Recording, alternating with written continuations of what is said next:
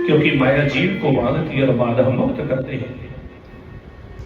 एक बार नारद बाबा ने लक्ष्मी नारायण भगवान से पूछा, प्रभु आप मायापति हैं,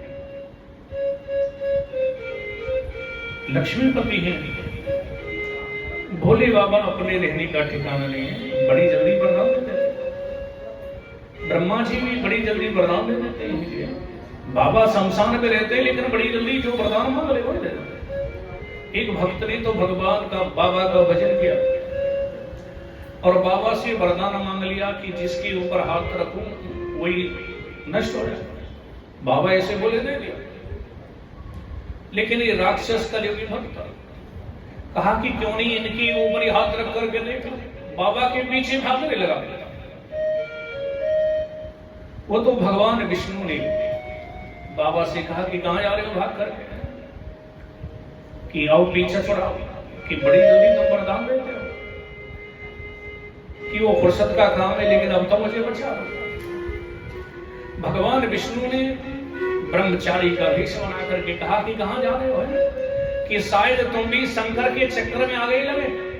अब इसने सोचा कि इनको क्या मालूम कि क्या चक्कर, अरे हो सकता है कि तुमको भी यही वरदान दिया होगा कि जिसके ऊपर हाथ रखो वो जल करके नष्ट हो जाए, कि तुम्हें क्या मालूम। अरे ये सबको यही तो देते, फिर भागने का नाटक करते हैं, नौटंकी करते हैं। ये तो वैसे रहते रहते हैं कि उससे कुछ नहीं होता। अब भगवान विष्णु ने अपनी माया जाल में उसको ऐसे फंसाया कि देखो क्यों नहीं अपने ऊपर हाथ रख करके देख ले। अभी ससुर ने कहा, प्रकाश है भस्मासुर भी बोल रहे, अरे तुम मुझे को क्या पागल समझ रहे हो।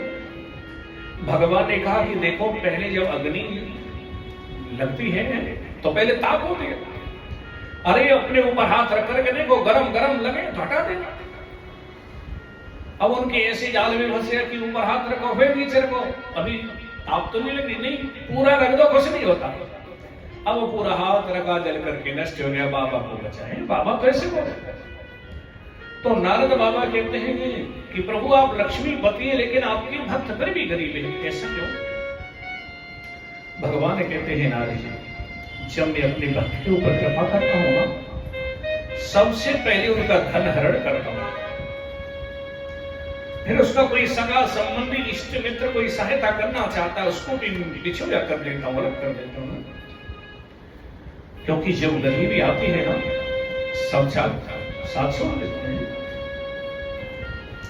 क्योंकि गरीब का कोई रिश्तेदार नहीं होता है जी, गरीब के कोई संबंधी नहीं होते, सब मुंह फेर लेते हैं। क्योंकि बनी बनी के साथ हजार होते हैं और बनी बिगड़ जाए तो दुश्मन भी 1000 होते हैं। एक भगवान का भक्त, अच्छा कारोबार चल रहा, सब कुछ अच्छा चला, नौकर चाकर साथ में रहते, परिवार के रिश्तेदार के सबको अपने साथ में अपनी कंपनी में लगा और मंदिर में बैठ करके घंटों भजन करता। एकदम भगवान के सामने जाकर के कहने लगा, प्रभु क्योंकि मैं कैसी अनुभव करूं आप मेरे साथ। भगवान ने कहा कि जब तुम मेरे पास में आते हो ना, तुम देखना कि तुमको 4 पैरों के चिन्ह दिखाई देंगे, क्योंकि मैं तुम्हारे साथ में चलता हूं। 2 तुम्हारे पैरों के चिन्ह, 2 मेरे पैरों के चिन्ह हैं। अब तो इसने देखा, क्योंकि परमात्मा की लीला, परमात्मा की कृपा अनुभव करनी पड़ती है। अब उसने देखा 4 पैरों के चिन्ह दिखाई देते हैं। एक बार क्या हुआ कि व्यापार में घाटा आ गया, घाटे पर घाटे आने लगा। क्योंकि जब मुसीबत आती है ना, जब चारों तरफ से आती है और खुशियां भी आती है तो चारों तरफ से खुशियां छा जाती है। अब घाटे पर जब घाटे आने लगा, जो नौकर चाकर साथ में काम कर रहे थे, कुछ परिवार के भी, कोई रिश्तेदार भी, सब एक एक करके कोठी खरीद सुना करके एक एक करके सारे ने साथ छोड़ दिया, सब चले गए क्योंकि उनकी शैली चढ़ गई। परंतु इसने मंदिर जाना नहीं छोड़ा, भगवान की भक्ति नहीं छोड़ी। एक दिन भगवान के मंदिर में जाकर के प्रभु के सामने रोने लगा, प्रभु मुझे इस बात का कष्ट नहीं है, मेरे सगे संबंधियों ने साथ छोड़ दिया, मेरे नौकर चाकर ने भी साथ छोड़ दिया, कष्ट तो केवल यही है प्रभु आपने भी मेरा साथ छोड़ दिया। क्योंकि जब मैं मंदिर में आता था मुझे 4 पैरों के चिन्ह दिखाई देते थे, आप मेरे साथ में चलते थे। अब मैं आता हूं तो 2 पैरों के चिन्ह दिखाई देते हैं। भगवान ने कहा कि अगले महीने तेरा साथ नहीं छोड़ा है, क्योंकि जब तुम प्रसन्न रहते हुए तुम्हारे साथ में चलता तो तुमको 4 पैरों के चिन्ह दिखाई देते, लेकिन अब जब तुम दुखी होते हो ना तो तुमको मैं अपनी गोदी में उठा करके चलता हूं, क्योंकि 2 पैरों के चिन्ह वो तुम्हारे नहीं है, वो मेरे हैं।